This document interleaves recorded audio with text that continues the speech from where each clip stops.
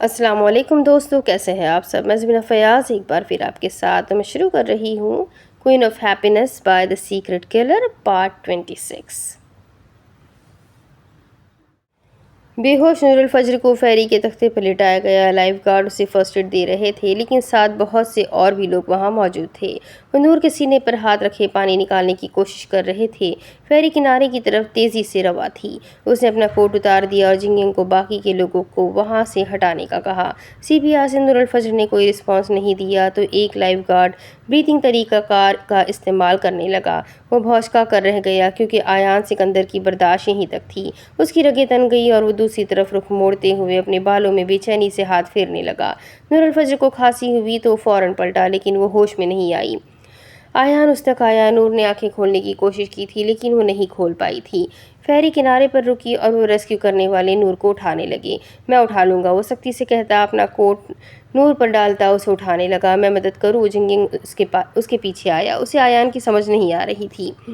ان دونوں کو سمجھا دو کہ اپنی یادداشت سے کچھ دیر پہلے والے مناظر مٹا دے۔ اس نے غصے سے دونوں لائف سیورز کو دیکھا جو اپنا سا منہ لے کر رہ گئے۔ ہم صرف وکٹم کی جان بچا رہے تھے، ان میں سے ایک بولا۔ شکریہ۔ جنگنگ سر جھٹکتے ہوئے آیان کے پیچھے ہو لیا۔ ایمبولینس میں نور الفجر کو آکسیجن لگایا گیا تھا اور وہ اس کے ساتھ ہی تھا۔ اس کا بایاں ہاتھ مسلتے ہوئے وہ اداسی سے کہہ رہا تھا، مجھے معاف کر دو فجر، شاید سب میری وجہ سے ہوا ہے۔ اس کا ساکت چہرہ دیکھتے ہوئے اسے بہت دکھ ہو رہا تھا۔ وہ زندہ دل نور الفجر کہاں کھو گئی تھی؟ وہ کبھی ایسا نہ کرتا اگر میں تمہارے راستے میں نہ آیا ہوتا۔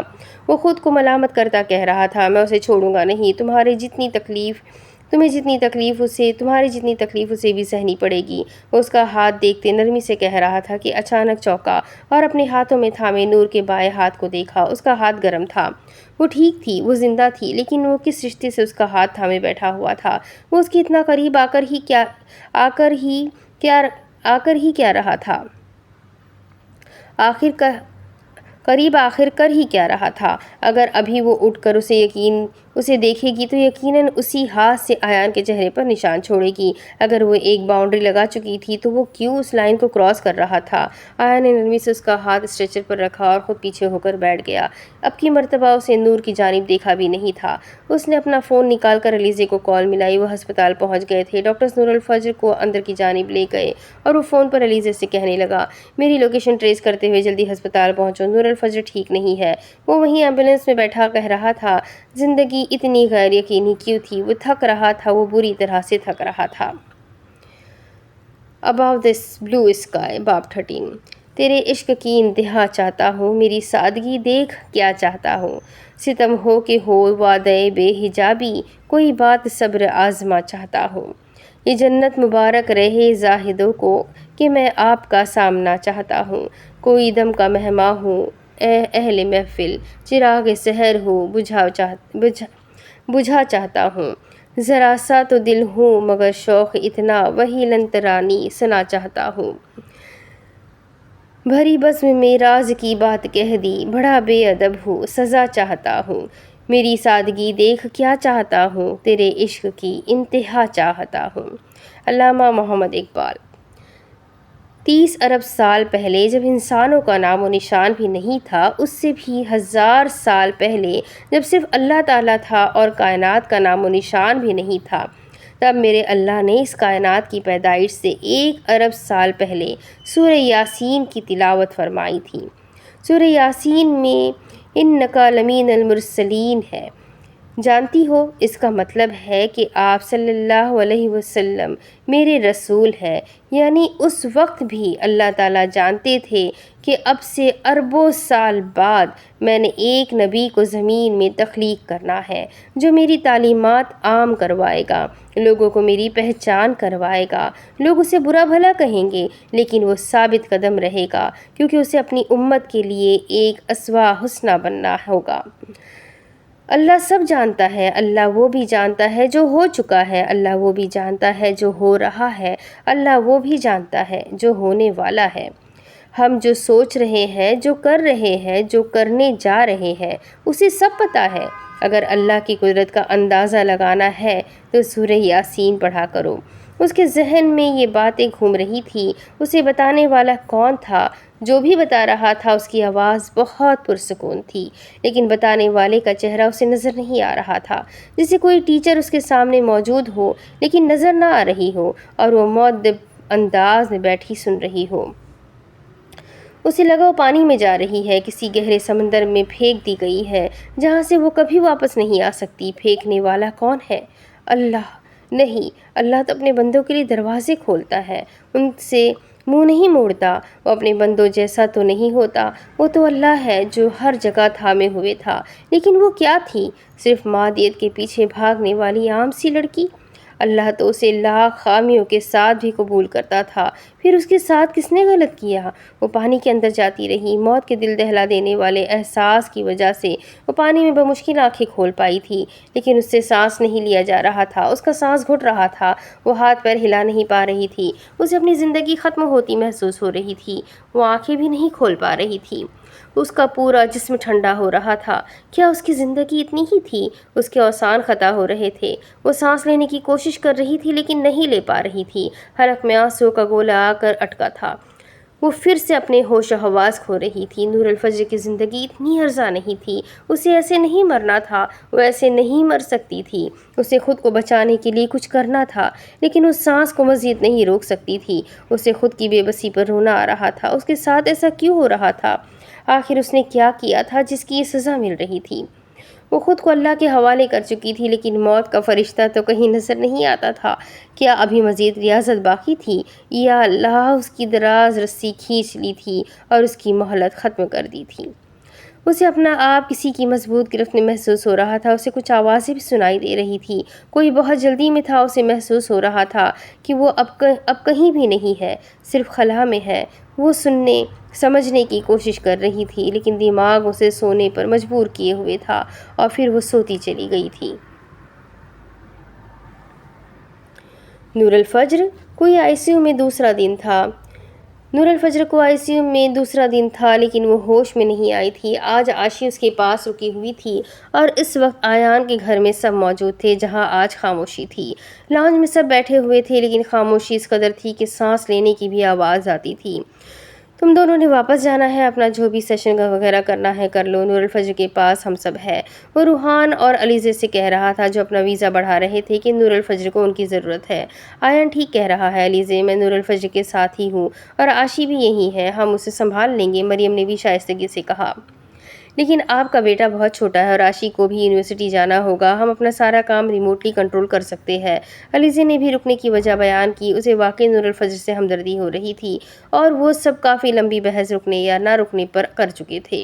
امید ہے نور الفجر جلد ہی ٹھیک ہو جائے گی۔ شہریار کیسا ہے؟ روحان نے بھی گفتگو میں اپنا حصہ ڈالا اور غلط وقت میں غلط سوال پوچھا۔ آیان نے محض ایبرو اچکا کر اسے دیکھا کہ لڑکیوں کے سامنے پوچھنے کی کیا ضرورت تھی، اسے کیا ہوا؟ مریم نے چونک کر پوچھا۔ آیان نے اسے مارا تھا، روحان نے شانے اچکا کر کہا۔ اور اسے مدد کس نے فراہم کی تھی؟ علیزے نے آیان کو گھورنے کے بعد روحان سے پوچھا۔ روحان ابھی کہنے ہی والا تھا کہ اس نے کچھ نہیں کیا کہ جنگنگ کہنے لگا، کورین کہاوت ہے کہ اگر آپ ایک ساتھ اٹھاتے ہیں تو یہ بہتر ہے چاہے وہ کاغذ ہی کیوں نہ ہو، یعنی اگر آپ ایک ساتھ مارتے ہیں تو نقصان زیادہ ہوتا ہے بجائے ایک کے مارنے کے، لہٰذا ہم نے یونٹی سے کام کیا۔ اور اس اتفاق میں برکت ہے والے پلان کا حصہ کون کون تھا؟ وہ سنجیدگی سے پوچھ رہی تھی۔ میں نہیں تھا، روحان نے تقریباً ہاتھ کھڑے کر کے وضاحت دی تھی، ہم چاروں تھے، آیا نے سادگی سے کہا۔ اسے زندہ تو چھوڑا ہے نا؟ وہ فکر مندی سے اٹھ کھڑی ہوئی، روحان سمیت سب نے اسے خشمگین نگاہوں سے گھورا۔ تم لڑکیوں کا یہی مسئلہ ہے، گدھوں کو پسند کرنے کی اور ان سے ہمدردی کرنے کی بڑی پرانی عادت ہے، اسے مت چھوڑنا، گناہ ملے گا، ہم تو بس فری میں ایموشنل ہو کر ان گدھوں کو پیٹتے ہیں۔ آیان بڑبڑاتا ہوا اٹھ کھڑا ہوا، شاید وہ ایسا نور الفجر کے بارے میں کہہ رہا تھا، اس پر غصہ ہی اس قدر تھا کہ وہ چاہتا تھا نور الفجر جلد از جلد آج جاگے اور وہ کسی طرح اپنا غبار اس کے سامنے نکالے۔ تم کہاں جا رہے ہو؟ روحان نے پوچھا۔ میرے 2 دوست ہاسپٹلائز ہیں، میرا وہاں جانا ضروری ہے، اور تم دونوں کل انٹرویو سیمینار جو بھی ہے کینسل مت کرنا، اور پاکستان واپس جانے کی تیاری بھی۔ کی بھی تیاری کر لو۔ اگر کہیں گھومنا ہے تو جنگنگ کو ساتھ لے جانا، اور جو یہاں رکنا چاہتا ہے میرا کمرہ استعمال کر سکتا ہے، اور جو بچے گا وہ جنگنگ کے اپارٹمنٹ میں چلا جائے۔ تم تینوں باقی سنبھال لینا، میں ہسپتال میں سب دیکھ لوں گا۔ اپنی سنا کر وہاں سے چلا گیا، نہ کسی کی مزید سنی اور نہ کوئی مزید بولا۔ میری سب سے بڑی خواہش ہے آیان اور نور کی شادی کا کھانا انجوائے کرنا، جنگنگ نے تعصب سے کہا۔ شاید ہم سب کی یہی خواہش ہے، علیزے نے بھی سرد آہ بھرتے ہوئے کہا، اور سب نے گویا تائید کی تھی۔ Busan exhibition and convention centre BEXCO میں ہمیشہ کی طرح آج بھی لوگوں کا ہجوم تھا۔ نمائش دیکھتے، ہنستے، بولتے مختلف لوگ تھے، طرح طرح کی آوازیں اور کئی رنگوں کی بولیاں تھیں جن کے دم سے وہ جگہ جیتی تھی۔ انہی لوگوں میں آج روحان سکندر کی ٹیم بھی تھی، جو اس وقت آڈیٹوریم میں موجود تھی، جہاں ایک سیمینار منعقد کیا گیا تھا جس کے شرکاء وہاں ہال میں موجود تھے۔ آڈیٹوریم میں بھی کئی طرح کے لوگ تھے اور لوگوں سے بھرا ہوا ہال صرف پاکستان کے موٹیویشنل اسپیکر سے ملاقات کرنے آیا تھا۔ آج کی اس انٹرنیشنل سیشن میں وہ اکیلا اسپیکر نہیں تھا، بلکہ ایک انڈین موٹیویشنل اسپیکر اور کورین کیریئر کنسلٹنٹ بھی تھے جن کے آفر پر وہ یہاں موجود تھا۔ وہ آڈیٹوریم بھی اس وقت لوگوں سے بھرا پڑا تھا اور آڈینس نہایت سلیقے سے بیٹھی ہوئی تھی۔ سرخ رنگ کی کرسیاں سنیما گھروں کی نسبت لگی تھی، جہاں سے ہر کوئی اسٹیج پر اور اس کے پیچھے بڑی اسکرین پر اسپیکرز کو آسانی سے دیکھ سکتا تھا۔ انہیں سیٹوں میں سے پہلی قطار میں علیزے گرے ہائی نیک شرٹ پر کالے رنگ کا کوٹ اور اسی رنگ کا سر پر چھوٹا سا اسکارف باندھے بیٹھی ہوئی تھی۔ روحان کو کامیاب دیکھنا اس کی زندگی کی سب سے بڑی خوشی تھی، اور وہ اسی ایک خوشی کے سہارے زندہ تھی کہ روحان اس کے ساتھ ہے۔ وہ اپنی اسپیچ دے چکا تھا، اس کا موضوع زندگی کے مقاصد پر بات کرنا تھا۔ ہمیشہ کی طرح مسکراتے ہوئے وہ روسٹرم پر پہنچا تھا اور اپنی دوستانہ انداز میں باتیں کرتا چلا گیا تھا۔ اس وقت کورین اسپیکر اپنی تقریر کر رہا تھا اور روحان اسٹیج پر ہی لگی کرسیوں میں سے ایک پر بیٹھا ہوا اپنی ڈائری پر کچھ لکھ رہا تھا۔ وہ گرے رنگ کی ڈنر سوٹ میں ملبوس، بال جیل سے سیٹ کیے باوقار نظر آتا تھا۔ علیزے دیکھے بغیر بھی بتا سکتی تھی کہ وہ اپنی نئی کتاب پر کام کر رہا ہے۔ سیشن ختم تو ہو گیا، لیکن روحان آڈینس سے بات کرنا چاہتا تھا، اسی لیے مائک لوگوں کے پاس پہنچایا گیا تاکہ سب اپنے پسندیدہ اسپیکر سے آسانی سے بات کر سکیں۔ سر، آپ ہمیشہ کہتے ہیں کہ میں ٹیلنٹڈ لوگوں کی قدر کرتا ہوں، پھر جس انسان کے اندر ٹیلنٹ نہیں ہے اس کی کون عزت کرے گا؟ رب نے تو سب انسانوں کو ایک سا بنایا ہے۔ اب اگر میں اپنی مثال لوں تو مجھ میں کوئی ٹیلنٹ نہیں ہے تو کیا میں مر جاؤں؟ روحان نے نہایت خندہ پیشانی سے سوال سنا اور مسکرایا، گویا کہ ہال میں کہکہوں کی آواز بھی گونجی، لیکن وہ اس لڑکی کی جانب متوجہ ہوا۔ آپ سے کس نے کہا کہ آپ کے اندر کوئی ٹیلنٹ نہیں ہے؟ مجھے ایسا لگتا ہے بیٹا آپ بغیر ہچکچائے اسٹیج پر آ سکتی ہے۔ روحان نے نہایت آرام سے سننے کے بعد سوال پوچھا۔ جی سر، وہ لڑکی بڑے اعتماد سے بولی، پھر آ جائے۔ روحان نے اس 20-21 سالہ لڑکی کو اسٹیج پر آنے کی دعوت دی اور وہ 2 منٹ بعد اسٹیج پر تھی۔ روحان نے اپنی کرسی اس سے بیٹھنے کو دی، وہ خود آگے آ کر حاضرین کی جانب منہ کر کے کھڑا ہو گیا۔ میرے نزدیک اتنا سا کام کرنا بھی ٹیلنٹ ہے، اس لڑکی کی جانب اشارہ کرتے اس نے نرمی سے کہا۔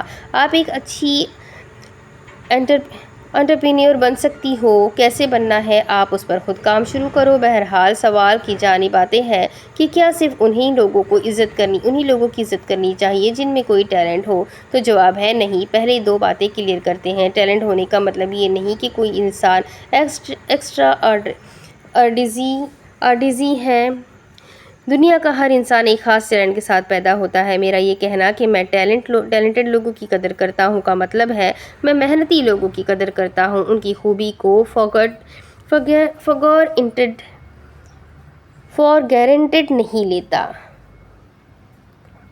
گرانٹڈ نہیں لیتا۔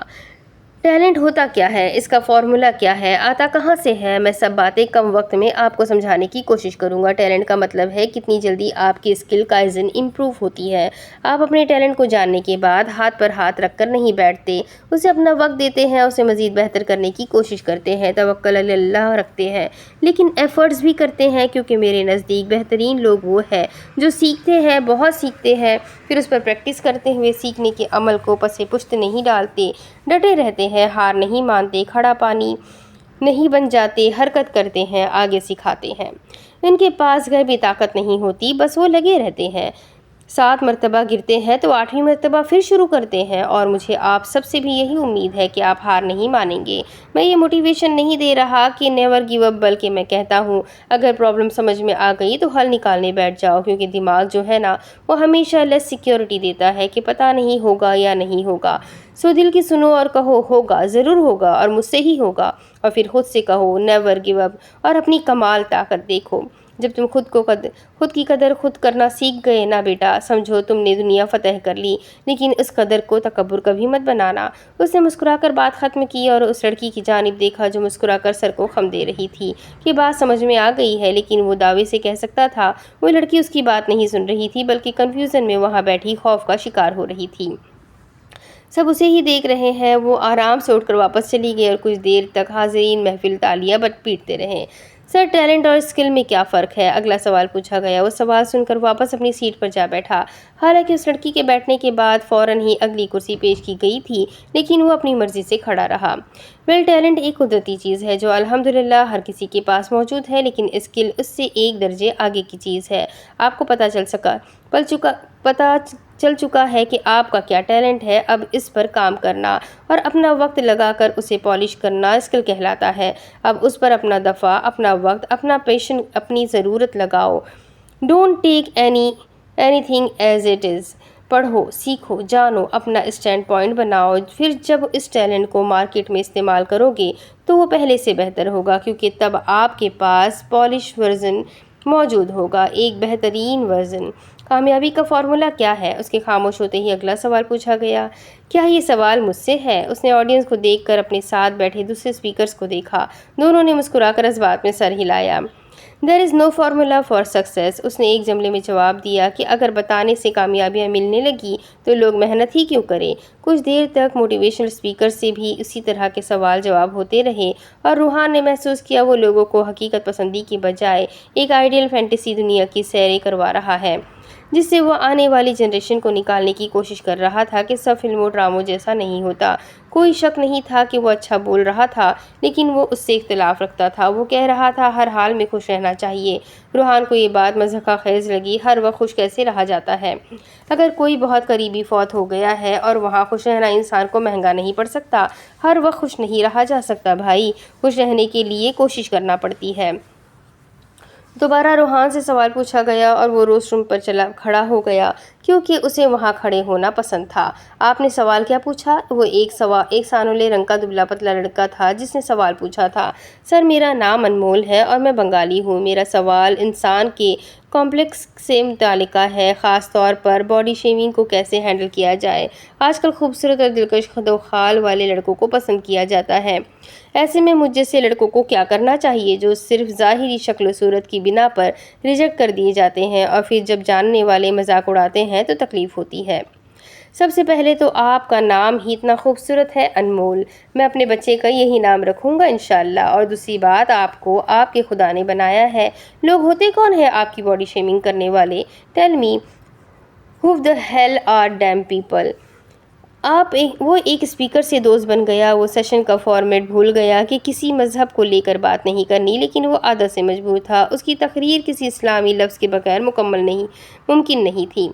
کچھ سادہ سی باتیں بتاؤں گا، اس قسم کی صورتحال سے کیسے نمٹنا ہے۔ علیزے اپنی سیٹ سے اٹھ کھڑی ہوئی۔ روحان نے ایک نظر اس کی جانب دیکھ کر واپس اپنی توجہ اسی بنگالی لڑکے کی جانب کر دی۔ سب سے پہلے اپنے دماغ میں یہ پوائنٹ کلیئر کرو، کیا واقعی مجھے باڈی شیمنگ کا نشانہ بنایا گیا ہے؟ اگر تمہارا جواب ہاں میں ہے تو دوسرا اسٹیپ یہ سوچو کہ کیا واقعی کسی کے کچھ کہنے سے مجھے فرق پڑا ہے؟ اگر پڑا ہے تو کیوں؟ علیزے کے پاس ایک ورکر بھاگتا ہوا پہنچا تھا۔ علیزے نے اس سے کچھ کہا اور لڑکا اسے اپنے ساتھ لیے باہر کی جانب نکلنے لگا۔ اس نے اپنی بات جاری رکھی، کیا میں خود کو ویسا قبول نہیں کر رہا جیسا میں ہوں تو کیوں؟ ان کمپلیکس سے نکلنے کا ایک ہی طریقہ ہے کہ اپنے اپوننٹ کو ہی انکمفرٹیبل کر دو۔ ایک راز کی بات بتاؤ، ہر انسان کا کوئی نہ کوئی فیلئر ضرور ہوتا ہے۔ اگر آپ کا فیلئر ریجیکشن ہے تو ڈیفینیٹلی اگلے انسان کا بھی کوئی ایسا فیلئر ضرور ہوگا۔ سو اپنے آپ کو اس طرح ڈیفینڈ کرو کہ لوگوں کو ان کا गार्बेज गंद दिखाओ, वो ज़रूर खामोश होंगे। अलीज़ा दरवाजे के पीछे गायब हो गई। रूहान की बात पर हल्की सी कहकहो की आवाज़ें आई थीं।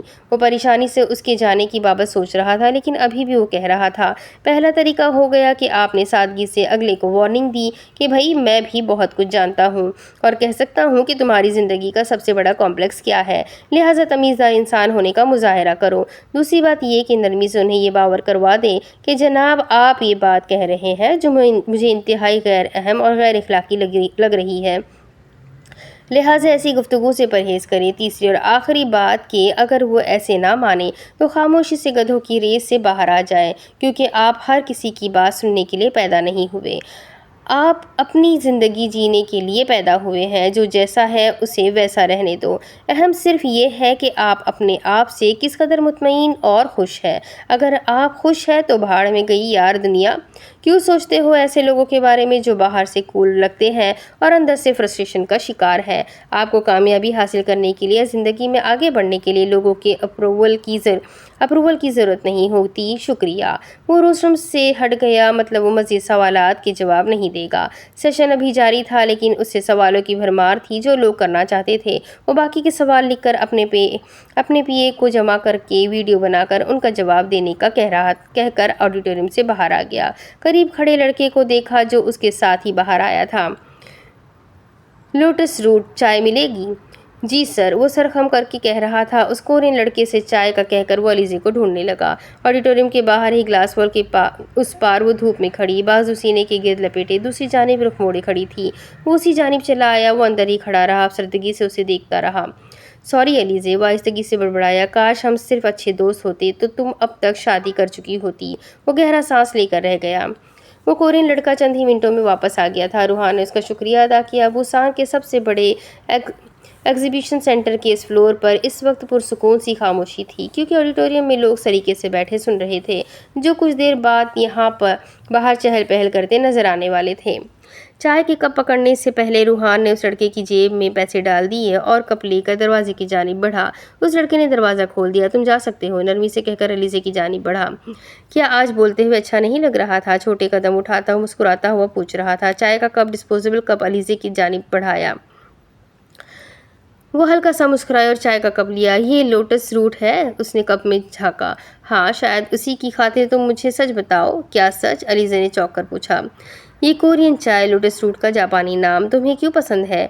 अलीज़े शरारत से मुस्कुराई, क्योंकि रूहान सवाल कुछ और पूछना चाहता था। क्योंकि लोटस रूट का फूल ऐसा है जो पकने में बहुत तवील अरसा लगाता है और उसके तवील अरसे में उगने को रोशन ख्याली और इंसानियत के फिर से ज़िंदा होने की अलामत समझा जाता है।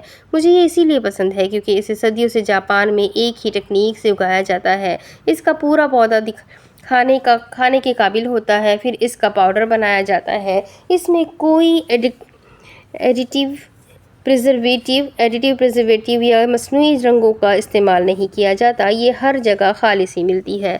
इसने कहकर चाय का सिप लिया तो जैसे अंदर तक मिठास घुल गई थी। इसका जायका पानी के शाह बलूत जैसा था। मुझे ये इसलिए भी पसंद है क्योंकि इसमें फेफड़ों की बीमारी के साथ साथ दिल की बीमारियों का भी इलाज होता है। कमज़ोर दिल वालों के लिए ये बहुत अच्छी होती है। और अलीज़े से ज़्यादा लोटस रूट किसको पसंद होगा? रूहान। वो मबहूत सा होकर सुन रहा था। अलीज़े ने कहकर अपना कप खाली करके रूहान का कप भी उससे ले लिया। रूहान को लोटस रूट टी की ज़रूरत यकीनन नहीं होगी, वो तो एक मजबूत दिल का मालिक है। क्या चल रहा है? वो ज़ख्मी से अंदाज में सामने आसमान को छूती इमारत को देखते हुए पूछ रहा था।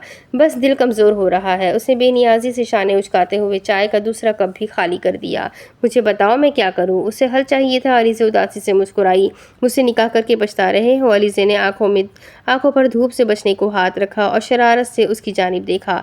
अगर मैं कहूँ हाँ तो? उसने आंखें छोटी करके अलीज़े पर जमाई। ये अच्छा साइन है। अपनी गलती पर शर्मिंदा होना अच्छा इंसान होने की निशानी होती है। तुम्हें नहीं लगता मेरा फीमेल वर्जन बन रही हो? वो हंसा। ये भी अच्छा साइन है। चलो ब्लू टी पीते हैं। उसने रूहान के बाजू में हाथ डाले और उसके साथ चलने लगी। नहीं, तुम अब कोई चाय नहीं पियोगे, खुफी से बोला। एक शर्त पर कि तुम 0 कैफीन वाली चाय पियोगे। रूहान ने लम्हे भर के लिए उसे घूरा था। कौन सी वाली? जो कि ऑर्गेनिक चाय। منظور ہے۔ اسے زیرو کیفین والی چائے سے مسئلہ نہیں تھا، اور ویسے بھی یہاں چائے کے کپ بہت چھوٹے ہوتے ہیں اور علیزے کی فرمائش پر وہ اتنا تو کر ہی سکتا تھا۔ کچھ دیر بعد وہ دونوں چائے کے اسٹال کے سامنے کھڑے مختلف اقسام کی چائے پی کر چیک کر رہے تھے۔ دونوں کو ہی آج ڈائٹ کا خیال نہیں تھا اور چائے ہمیشہ سے زیادہ مزیدار اور ذائقے دار لگ رہی تھی۔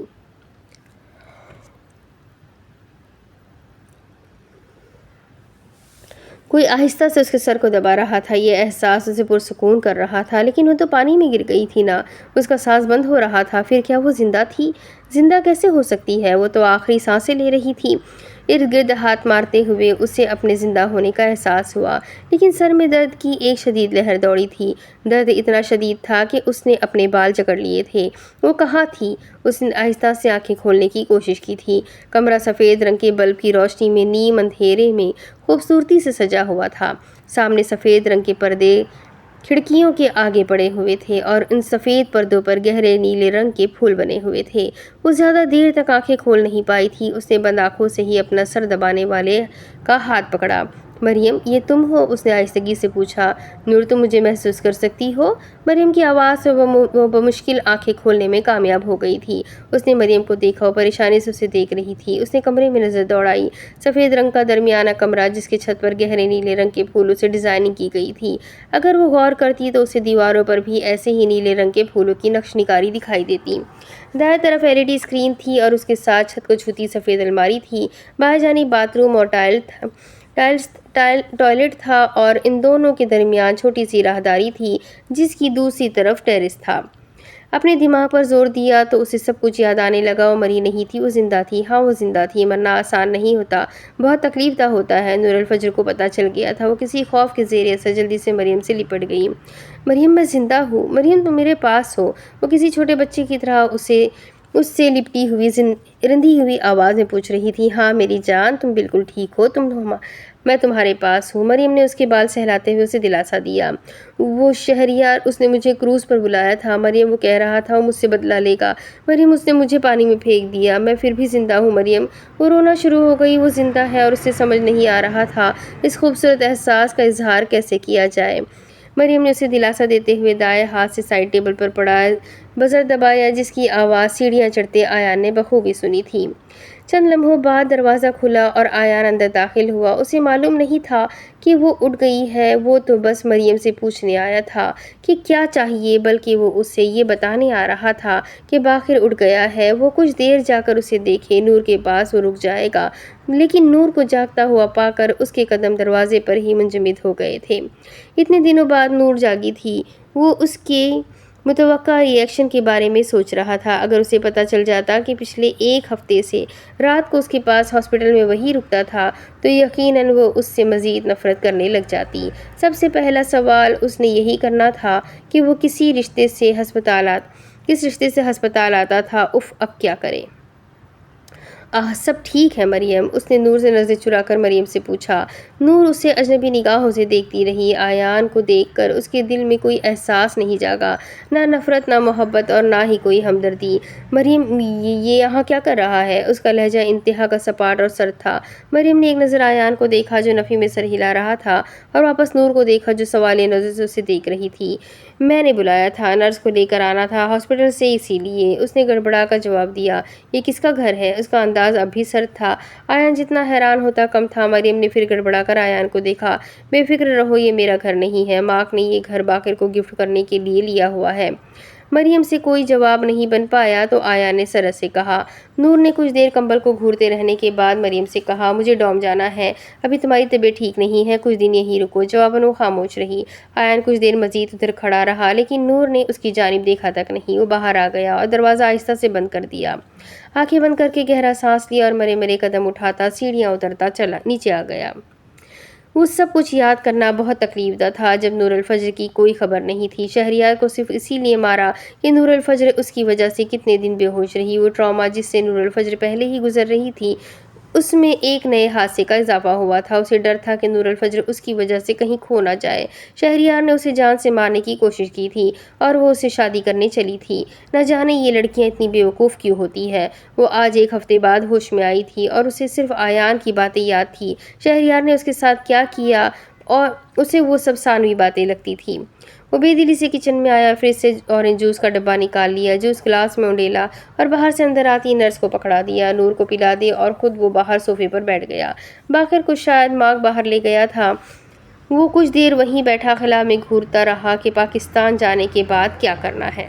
اس کے مطابق وہ مریم کے گھر میں 2 دن سے رہ رہی تھی اور باقی سب کے مطابق 1 ہفتہ ہسپتال اور 5 دن سے آیان کے گھر میں رہ رہی تھی۔ وہ اب پہلے سے زیادہ بہتر محسوس کر رہی تھی اور یہ سب مریم کی کمپنی کی وجہ سے ہوا تھا۔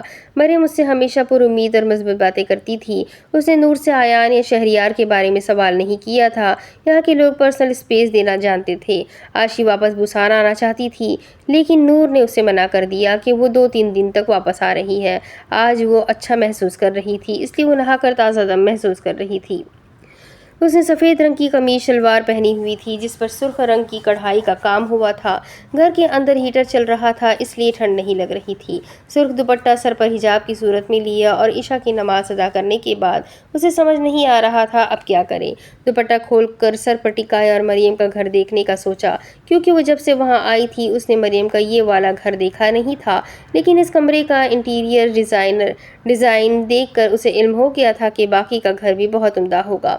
مریم اور باقر ماں کے ساتھ اس کے کسی دوست کی طرف گئے ہوئے تھے اور اس کے مطابق وہ گھر میں اکیلی تھی یا شاید نرس نیچے موجود ہو۔ وہ کمرے سے باہر آئی اور اس چھوٹی سی راہداری میں نظر ڈالی۔ سامنے بھی ایک کمرے کا دروازہ تھا لیکن وہ اسے چھوڑ کر سیڑھیوں کی جانب بڑھی۔ لکڑی کے زینے اترتے اسے احساس ہوا گھر میں کوئی اور بھی ہے۔ وہ لاشعوری طور پر آرام سے قدم اٹھانے لگی کیونکہ آواز جس سمت سے آ رہی تھی وہ سامنے نہیں تھی۔ سامنے بس ایک لاؤنج سے ملحقہ راہداری نظر آتی تھی اور سارے میں دبیز قالین بچھے ہوئے تھے۔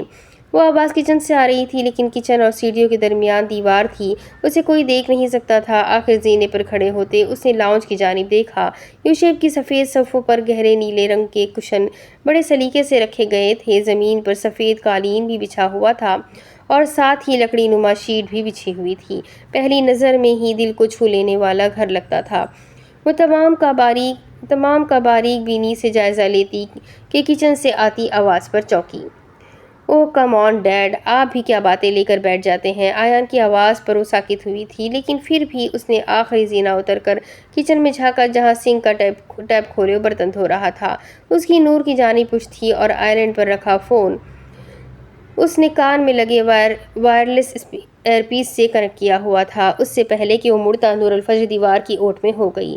ٹھیک ہے، جہاں آپ کہیں گے ڈیڈ، دوبارہ شادی کر لوں گا، اس میں کون سا راکٹ سائنس ہے، وہ بڑے خوشگوار موڈ میں کہہ رہا تھا اور وہ جہاں تھی وہاں شل کھڑی رہ گئی تھی۔ دوبارہ شادی، آیان کی اس سے کیا مراد تھی؟ ابھی وہ کچھ سوچ بھی نہیں پائی تھی کہ وہ مزید کہہ رہا تھا۔ پہلے بھی تو آپ کی مرضی سے شادی کی تھی ڈیڈ، اب بھی کر لوں گا کیونکہ میں کسی میں انٹرسٹڈ نہیں ہوں۔ پہلی شادی بہت اچھی چلی تھی، آپ کو پتہ ہی ہے، بس میں نے اس پر تشدد کر کے غلط کیا تھا۔ آپ کی چوائس اب بھی اچھی ہوگی، نو ڈاؤٹ، آپ لڑکی تیار رکھے۔ وہ اب مصنوعی افسوس سے کہہ رہا تھا۔ نور نے بمشکل خود کو سنبھالتے ہوئے دیوار کا سہارا لیا۔ وہ شادی شدہ تھا، نہ صرف شادی شدہ بلکہ اپنی بیوی پر تشدد کر چکا تھا۔ اوہ میرے خدایا، آپ غلط نہیں تھے ڈیڈ، چاہے جتنا بھی غصہ ہو، عورت پر ہاتھ اٹھانا غلط ہے۔ میں نے جرم کیا تھا، سزا کا حقدار تھا میں۔ نور کے سر پر گویا ساتوں آسمان ٹوٹ کر گر پڑے تھے۔ اس کا سر چکرا گیا۔ وہ ریلنگ تھامتے تیسرے زینے پر بیٹھ گئی۔ دماغ کچھ سمجھنے کی صحیح کر رہا تھا لیکن کوئی سر پیر ہاتھ نہیں آ رہا تھا۔ تو تم مانتے ہو میرا انتخاب اچھا تھا؟ ثاقب سکندر کا موڈ بھی آج اچھا لگ رہا تھا، اس لیے وہ آیان کی بات کو اگنور کر کے اس سے مذاق کر رہے تھے لیکن نہیں جانتے تھے کہ ان کا مذاق کسی کو بہت بھاری پڑنے والا ہے۔ حالانکہ وہ اقرا اور آیان کے سارے ڈرامے کی اصلیت سے واقف تھے۔ آف کورس ڈیڈ، آئی وش کہ ہماری شادی ابھی تک چل رہی ہوتی، اب تک تو 2-3 بچے بھی ہو چکے ہوتے۔ جو مجھے بھی ڈیڈ یا بابا بولا کرتے۔ اس کے چہرے پر زخمی مسکراہٹ تھی۔ وہ سب یاد کرنا تکلیف دہ تھا لیکن وہ تو اپنا مذاق اڑا رہا تھا، اسے کیوں مذاق سے تکلیف ہونے لگی؟ نور کو لگ رہا تھا وہ آج کے دن یہ سب سہ نہیں سکے گی۔ اس کا چہرہ سفید پڑنے لگا، برف کی مانند سفید۔ اس کا نسوانی وقار بری طرح مجروح ہوا تھا۔ آیان کی باتیں تیر کی طرح سینے میں پیوست ہو رہی تھی۔ وہ آسمان کی اتنی زیادہ بلندی سے نیچے پاتال کی گہرائی میں پھینکی گئی تھی۔ اس کے رخساروں پر آنسو پھیلتے چلے گئے۔ وہ کیا کرے؟ کوئی اتنے دھوکے میں بھی رکھتا ہے کیا؟ ہاں، آیان سکندر جیسے لوگ رکھتے ہیں، اور وہ رکھی گئی تھی۔ اسے کوئی منزل، کوئی راستہ، کچھ بھی تو نظر نہیں آ رہا تھا۔ کہاں جائے وہ؟ کہاں جا کر اس کا دل مطمئن ہو کہ وہ دھوکہ کھا گئی ہے؟ اس سے ٹھیک سے رویا بھی نہیں جا رہا تھا کیونکہ پھوٹ پھوٹ کر چلا چلا کر رونا چاہتی تھی۔ کافی دیر ساکت بیٹھے رہنے کے بعد جب وہ حقیقت میں آئی تو اسے احساس ہوا کہ وہ رو رہی ہے۔ وہ چاہتی تھی جو اس نے سنا وہ غلط ہے۔ آیان نے اتنا بڑا سچ اس سے نہ چھپایا ہو۔ کیا وہ اتنی ناقابل اعتبار تھی؟ تو وہ دوستی دوستی کے راگ کیوں الاپتا تھا؟ اور وہ ابھی بھی کہہ رہا تھا میں کسی میں انٹرسٹڈ نہیں ہوں۔ کم آن ڈیڈ، آپ کو جو لڑکی پسند آئے گی میں آ جاؤں گا۔ وہ کتنا بے رحم تھا۔ چند دن پہلے تک تو وہ نور سے محبت کے دعوے کرتا تھا اور آج وہ کہہ رہا تھا کسی بھی لڑکی سے شادی کر لے گا، لیکن وہ سب جھوٹ تھا۔ وہ جھوٹا تھا۔ اس نے نور سے جھوٹ کہا تھا، اس کے ساتھ صرف ٹائم پاس کیا تھا، پہلے دن سے ہی اس کا استعمال کیا تھا۔ نور الفجر، تم اتنی بیوقوف نکلی کہ ایک شخص تمہارے ساتھ دوستی کی آڑ میں کھیل کر چلا گیا۔ نور الفجر، تم اتنی بیوقوف نکلی کہ آیان سکندر کی اچھی شخصیت سے دھوکہ کھا گئی۔ اس کا ضمیر بھی اس پر ہنس رہا تھا اور وہ بے بس نظر آ رہی تھی۔ اس نے بڑے کرب اور دکھ سے اپنا سر دیوار سے لگا لیا۔ وہ تھک گئی تھی اور وہ بری طرح تھک گئی تھی۔ وہ بدگمان ہو رہی تھی اور اچھی طرح ہو رہی تھی۔ اس کا سانس گھٹنے لگا۔ اسے اس جگہ سے، اس خوبصورت انٹیریئر والے گھر میں وحشت ہو رہی تھی۔ اس نے چہرے پر آئے آنسو صاف کیے اور اٹھ کھڑی ہوئی۔ چہرہ بخار کی شدت سے تپ رہا تھا اور کچھ نفرت و غصہ بھی دماغ پر حاوی تھا کہ چہرہ اور آنکھیں سرخ ہو گئیں۔ کیا اسے مریم کے آنے کا انتظار کرنا چاہیے تھا؟ نہیں، بلکہ اسے یہاں سے چلے جانا چاہیے تھا۔ یہ گھر مریم کا نہیں ہو سکتا جہاں آیان برتن دھو رہا ہو۔ یہ آیان کا ہی گھر تھا اور وہ اتنے دنوں سے اس کے گھر رہ رہی تھی۔ ان چھوٹی چھوٹی باتوں پر وہ اب دھیان دے رہی تھی۔ روحان بکواس کرتا ہے، آپ اسے مت سنیں۔ نہیں کوئی کسی سے محبت، وہ سب وقتی اٹریکشن تھی۔ نور کا دل کر رہا تھا اس کے سامنے جائے، اسے سوال کرے، اسے برا بھلا کہے، اپنی نفرت کا کھلم کھلا اظہار کرے، لیکن وہ خاموشی سے کمرے میں آئی اور دروازہ بند کر کے اس سے ٹیک لگائے گہرے سانس لیتی رہی۔ وقت آنے پر وقتی اٹریکشن کا جواب بھی وہ بہت اچھے سے دینے والی تھی۔ تم ہار نہیں مانو گی نور الفجر، ایسے کئی آیان سکندر پر لعنت جو تم جیسوں کو بے وقوف سمجھ کر اچھا بنے اور پھر اصلیت دکھائے۔ اس نے دوپٹہ اتار کر بیڈ پر رکھا۔ تم کسی ارے گہرے کے لیے نہیں رو گی، تمہارے آنسو بہت قیمتی ہے۔ تم تو اقبال کا شاہین ہو، کیسے بھول گئی؟ اس کا تنفس بہت تیز چل رہا تھا۔ اس اس گھر میں، اس کمرے میں سانس بند ہو رہا تھا۔ وہ بے اختیار ٹیرس کی جانب گئی، پردے ہٹا کر گلاس وال ڈھکیلا اور باہر آ گئی۔ لکڑی کا ٹیرس جہاں صرف ایک میز اور ایک چیئر رکھی گئی تھی اچھی لگ رہی تھی۔ شہر کا بہترین نظارہ اس ٹیرس سے دیکھنے کو مل رہا تھا، لیکن وہ ٹھنڈ میں کانپتی ریلنگ تک گئی اور گہرے سانس لیے۔ تمہیں رلانے والے خود ایک ایک آنسو کی قیمت چکائیں گے۔ تم کیوں غم کرتی ہو؟ سیول میں جا کر پھر سے جیو، زندگی کو پھر سے حسین بناؤ۔ وہ خود سے ہی بڑبڑاتی جا رہی تھی۔ یہاں طبیعت مزید خراب ہونے کا مطلب پھر سے آیان کی مدد لینا، جو کہ وہ ہرگز نہیں چاہتی تھی۔ وہ واپس کمرے میں آئی اور ٹیرس کا دروازہ بند کیا۔ الماری کی جانب گئی جہاں مریم نے اس کے لیے کچھ کپڑے لا کر رکھے تھے۔ وہ ان میں سے کوئی گرم سویٹر، جرسی یا کوٹ ڈھونڈ رہی تھی اور اس میں ایسا کچھ نہیں تھا۔ ایک بھورے رنگ کی شال نظر آئی جو فی الوقت وہ استعمال کر سکتی تھی، کیونکہ اسے ہر حال میں ابھی اسی وقت آیان کے گھر سے جانا تھا۔ وہ نہیں جانتی تھی سیول بغیر پیسوں کے کیسے جائے گی، اس کا ٹرانسپورٹ کارڈ اور باقی کے کارڈ کہاں ہے، لیکن وہ ایسے ہی چلی جائے گی اور اسے یہاں سے ہر حال میں جانا ہے کیونکہ وہاں ایک منٹ بھی نہیں رکا جا سکتا۔ دوبارہ سے اپنا وہ دوپٹہ اٹھایا اور اسے اب پہلے کی طرح رکھ لیا اور پھر شال اپنے گرد اچھی طرح سے لپیٹ لی کہ اس وقت وہ بھی اس کے لیے غنیمت تھی۔ رونا نہیں ہے نور الفجر، تم بہت بہادر ڈاکٹر ہوئے۔ ایک نظر بیٹھ کے سائڈ ٹیبل پر پڑے تازہ گلابی رنگ کے گلاب کے پھولوں کا بوکے پر ڈالی۔ وہ آگے بڑھی اور اسے اٹھایا۔ یہ بھی یقیناً آیان کی عنایت ہوگی۔ اس نے آگے بڑھ کر بوکے زمین پر پھینکے اور ان پھولوں کو پیر سے کچلنے لگی۔ بے بسی تھی۔ خود پہ غصہ تھا یا آیان کے بے وفائی کرنے کا غم تھا، اسے خود بھی سمجھ نہیں آ رہا تھا۔ اس نے سائڈ ٹیبل کا دروازہ تک کھولا کہ اسے توڑنے کے لیے کچھ تو ملے، لیکن وہاں ڈاکٹرز کے وزٹنگ کارڈ اور چند ادویات کی رسیدیں پڑی ہوئی تھیں۔ اس نے ایک نگاہ غلط نام پر ڈالی تو آیان کا نام دیکھ کر چونکی۔ اس نے سارے کاغذات الٹ پلٹ کیے اور ایک رپورٹ اس کے سامنے آئی۔ وہ ڈاکٹر تھی، ڈاکٹر زبان بخوبی سمجھتی تھی اور جو اس کے ہاتھ میں تھامی رپورٹ کہہ رہی تھی اس کے مطابق آیان سکندر ایک۔ اس نے گویا نفرت سے وہ رپورٹ واپس پھینک کر دراز بند کیا اور خود کو کمپوز کرتی دروازے تک آئی۔ وہ کمرے سے باہر آئی اور تیزی سے سیڑھیاں اترتی گئی، کچن کی طرف دیکھے بغیر بیرونی دروازے کی طرف بڑھ گئی تھی۔ وہ نہیں چاہتی تھی کہ آیان اسے دیکھے یا ادھر مزید مسئلہ کھڑا ہو جائے۔ وہ چاہتی تھی بس اس گھر سے نکل جائے، پھر چاہے یہ گھر مریم کا ہو یا آیان کا۔ لیکن اوپن کچن ہونے کی وجہ سے آیان نے اسے دیکھ لیا تھا اور قدرے حیران اور پریشان ہو کر جلدی سے کچن سے باہر آیا اور اسے آواز لگائی، لیکن نور نے انسنی کر دی۔ وہ دروازے تک پہنچ چکی تھی۔ رکو فجر، کہاں جا رہی ہو اتنی رات کو؟ نور ایک گہرا سانس لے کر رک گئی اور آیان کی طرف مڑی۔ اگر وہ قریب کھڑا ہوتا تو یقیناً ایک تھپڑ کھا چکا ہوتا۔ وہ کچھ نہیں بولی تو آیان پرسوچ انداز میں چلتا اس کے سامنے آیا۔ میں تم سے کچھ پوچھ رہا ہوں، کہاں جا رہی ہو؟ وہ آہستگی سے بولا۔ تم مجھ سے سوال کرنے کا کوئی حق نہیں رکھتے۔ اس نے نظریں اٹھا کر اسے دیکھا اور سرد لہجے میں کہتے اس کا چہرہ بالکل سپاٹ تھا۔ اس لمحے آیان کو کسی خطرے کا احساس ہوا تھا۔ ٹھیک ہے، لیکن تم جا کہاں رہی ہو؟ اس کا انداز بہت محتاط سا تھا۔ کم از کم ابھی وہ اسے اس طرح اکیلے کہیں نہیں جانے دے سکتا تھا۔ تم کیوں پوچھ رہے ہو؟ کیا واسطہ ہے تمہارا مجھ سے؟ وہ اتنے غصے سے چیخی کہ آیان کو 2 قدم پیچھے ہٹنا پڑا تھا۔ کول ڈاؤن فجر، کیا ہوا ہے؟ تم ایسے کیوں بات کر رہی ہو؟ اسے احساس تھا نور الفجر پچھلے کئی دنوں سے اچھا محسوس نہیں کر رہی اور اسے کسی قسم کے ذہنی دباؤ سے بھی دور رکھنا تھا، اور وہ ایسا ہی چاہتا تھا۔ مزید کوئی بات مت کرنا آیان سکندر، ورنہ میں تمہارا منہ توڑ دوں گی۔ اس نے مڑ کر دروازہ کھولنا چاہا۔ ٹھیک ہے، پھر میں بھی تمہارے ساتھ خاموشی سے چلوں گا۔ نور کے گلے میں آنسو کا گولا اٹکا۔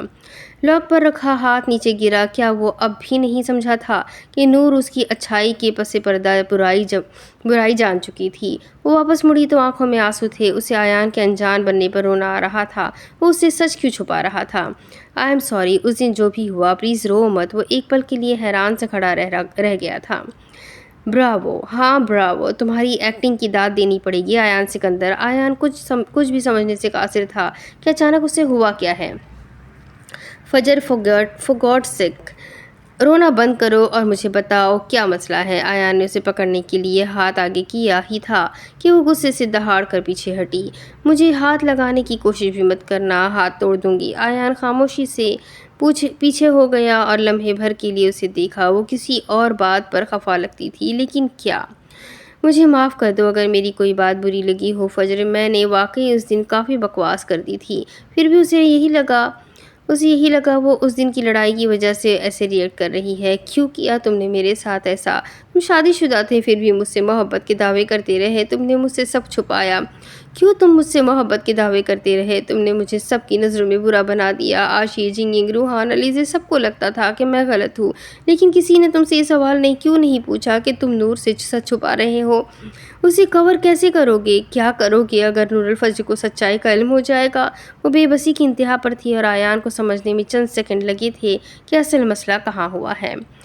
فجر، دیکھو میری بات سنو، میں تمہیں سب کچھ سچ بتاؤں گا، بس مجھ پر یقین رکھنا۔ میں تمہیں ہرٹ نہیں کرنا چاہتا تھا۔ میں جانتا تھا جس دن تمہیں یہ سچ پتہ چلے گا میں تمہیں کھو دوں گا، کیونکہ تمہیں کسی کی دوسری بیوی بننا قبول نہیں ہوگا۔ میں واقعی تمہارے قابل نہیں تھا۔ میں تمہیں سچ بتاؤں گا، کیا تم میرا یقین کرو گی؟ وہ ایک آہت سے پوچھ رہا تھا۔ اگر وہ وضاحت نہ دے سکا تو شاید کبھی اس موضوع پر بات نہ کر سکے۔ بس کر دو آیان سکندر، بس کر دو۔ مجھے تمہاری کوئی وضاحت، کوئی کہانی سننے میں دلچسپی نہیں ہے۔ تم نے بتا دیا کہ نور الفجر واقعی بیوقوف ہے۔ ہاں، میں بیوقوف ہوں، میں اسٹوپڈ ہوں، لیکن اب اتنی بھی پاگل نہیں ہوں کہ تم پر دوبارہ بھروسہ کروں گی۔ میری بھی عزت نفس ہے جس کو تم نے کسی قابل نہیں چھوڑا۔ تمہیں وقتی اٹریکشن ہوئی تھی جس کی وجہ سے تم صرف ٹائم پاس کرتے رہے ہو۔ لعنت ہے مجھ پر، میں تمہاری محبت میں گرفتار ہوتی گئی۔ تم نے میری فیلنگز کے ساتھ کھیلا ہے آیان، تم نے میرا دل توڑا ہے۔ تم نے کس چیز کا بدلہ لیا مجھ سے؟ بولو، میں نے تمہارا کیا بگاڑا تھا؟ اس کی تنقیدی اور چبھتی نگاہیں آیان پر تھی اور وہ خاموشی سے زمین کو گھورنے لگا۔ باقی سب لوگوں کی طرح اس نے بھی صرف آیان پر شک کیا، اس کی وضاحت نہیں سنی۔ آیان غلط تھا اگر وہ یہ سمجھ رہا تھا کہ نور الفجر وہ واحد لڑکی ہوگی جو اسے سنے گی، سمجھے گی۔ آج یہ غلط فہمی بڑے عجیب طریقے سے ختم ہو گئی۔ نور الفجر نے بھی آیان کو وضاحت کا موقع نہیں دیا تھا۔ ایک مان تھا جو آج ٹوٹ گیا تھا۔ وہ شہریار، اس نے بدلہ لینے کے لیے مجھے جان سے مارنے کی کوشش کی، اور تم نے بدلہ لینے کے لیے مجھے میری ہی نظروں میں گرا دیا۔ تم دونوں میں کوئی فرق نہیں ہے آیان، لیکن تم نے کس چیز کا بدلہ لیا مجھ سے؟ میں نے تمہارے ساتھ کیا غلط کیا تھا؟ شہریار کا بدلہ سمجھ میں آتا ہے کہ تمہیں اس پر ہمیشہ فوقیت دی، لیکن تم نے کیا سوچ کر ساری گیم کھیلی؟ وہ بالکل بکھری اور ٹوٹی ہوئی لگ رہی تھی۔ آج کچھ تھا جو اس سے چھین لیا گیا تھا۔ آیان کا دل کیا آگے جا کر اسے تھام لے اور اسے سکون سے سمجھائے، لیکن یہاں کچھ بھی آسان نہیں لگ رہا تھا۔ وہ کسی بھی قسم کا کوئی حق نہیں رکھتا تھا، وہ اتنی بدگمان تھی جتنا وہ سوچ بھی نہیں سکتا تھا۔ ایسا کچھ نہیں ہے جیسا تم سمجھ رہی ہو فجر۔ اس کا انداز منت کرنے والا تھا۔ وہ جتنا نرمی سے کہہ سکتا تھا کہہ رہا تھا، لیکن اسے معلوم تھا وہ نہیں سنے گی، نور الفجر بھی اس کی نہیں سنے گی۔ نور خاموش ہو گئی اور چند لمحے تندہی سے اسے دیکھتی رہی، جیسے آخری مرتبہ دیکھ رہی ہو۔ تم میری زندگی کی وہ تلخ حقیقت بن گئے ہو آیان، جس کو میں چاہ کر بھی نہیں بھول پاؤں گی۔ اس نے ملامتی نظروں سے اسے دیکھا اور ہمیشہ کی طرح آیان بڑا ظرف رکھتے ہوئے خاموش رہا اور اس کے الفاظ کو بھی صبر سے پی گیا۔ وہ واپس مڑی اور دروازے کا ہینڈل پکڑ لیا۔ اب کسی وضاحت کی ضرورت نہیں تھی، نہ کوئی سننے والا تھا اور نہ کوئی سننا چاہتا تھا۔ تم یہی رکو، میں چلا جاتا ہوں یہاں سے۔ آیان آگے آیا اور ہینڈل کی جانب ہاتھ بڑھایا۔ تم رکو یا جاؤ، مجھے فرق نہیں پڑتا، مجھے یہاں سے جانا ہے۔ اس نے دروازہ کھولا اور سرد ہوا کا جھونکا اسے ٹکرایا۔ مریم کو برا لگے گا، اس کے آنے کا انتظار کر لو، پیچھے ہو گیا، تم سے مشورہ نہیں مانگا، تلخ لہجے میں کہتے اس نے باہر قدم رکھا۔ سرد ہوا کا تھپیڑا سیدھا منہ پر لگا تھا۔ کہاں جاؤ گی؟ جواب اسے معلوم تھا، جہنم میں۔ میں بھی ساتھ چلوں گا۔ اسے فی الحال بے عزت ہونا منظور تھا، لیکن وہ اسے اکیلا نہیں چھوڑ سکتا تھا۔ گھر کے باہر کے اسٹیپ اتر کر وہ مڑی اور اسے دیکھا جو دروازے کی چوکھٹ پر کھڑا ہوا تھا۔ نور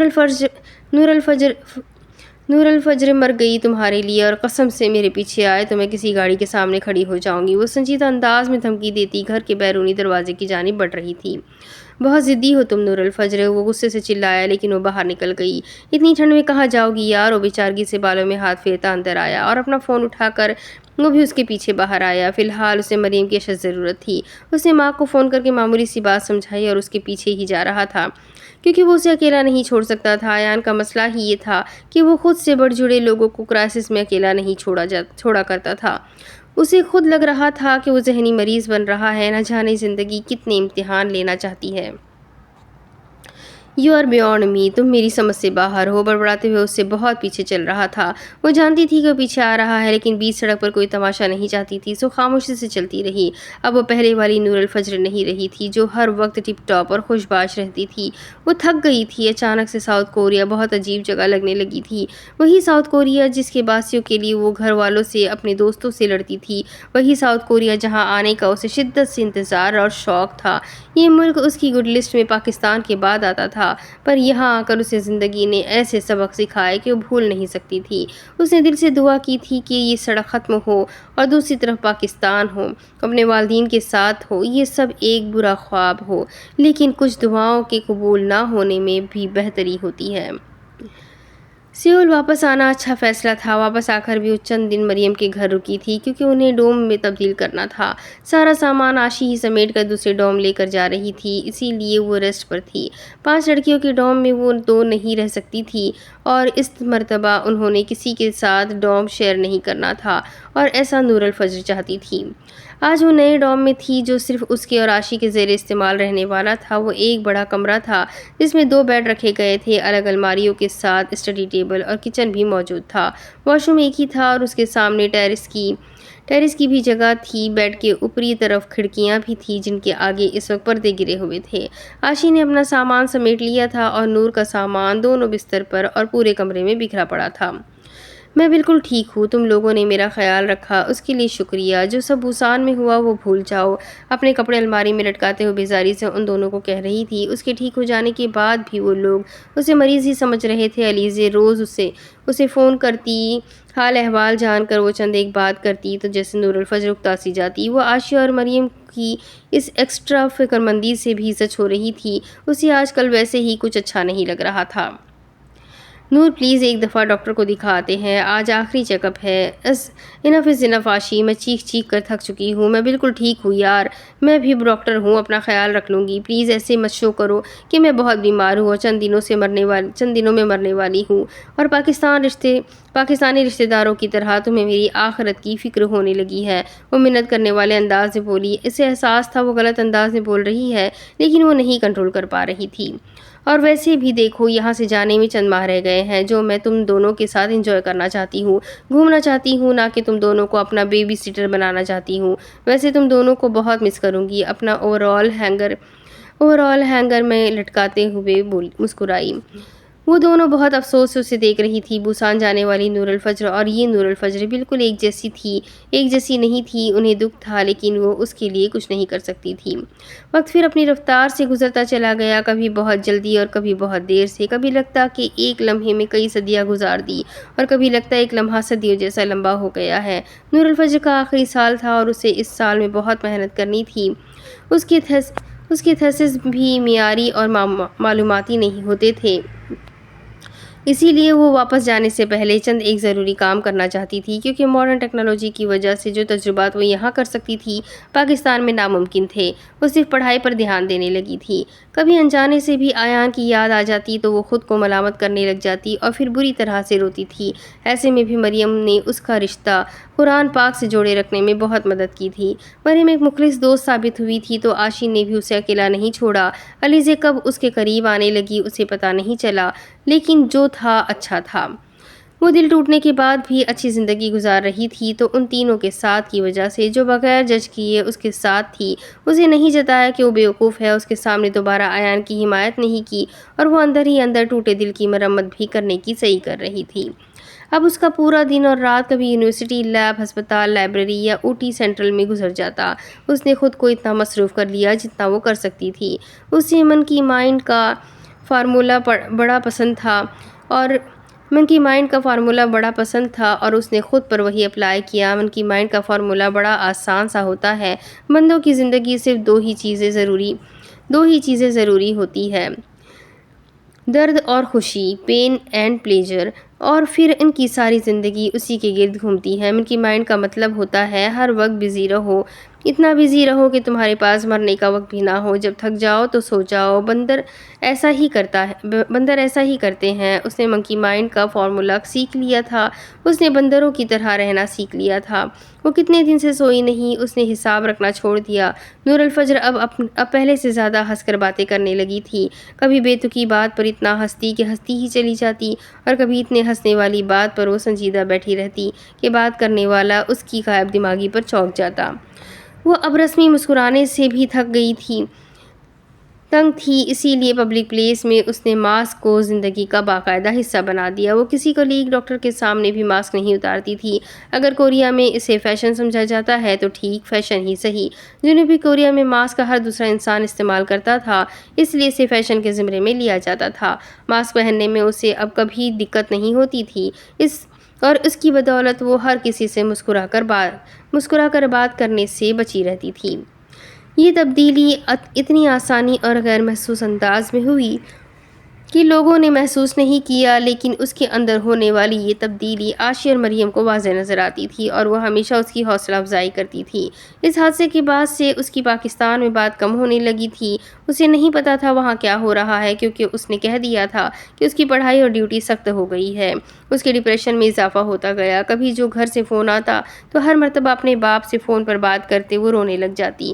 اسے پتہ بھی نہیں چلتا وہ کس دکھ کے لیے رو رہی ہے۔ پھر ایسا ہوا کہ نور الفجر بدلتی چلی گئی اور ایک دن ایسا آیا کہ اس نے ایک سنجیدہ فیصلہ کر لیا۔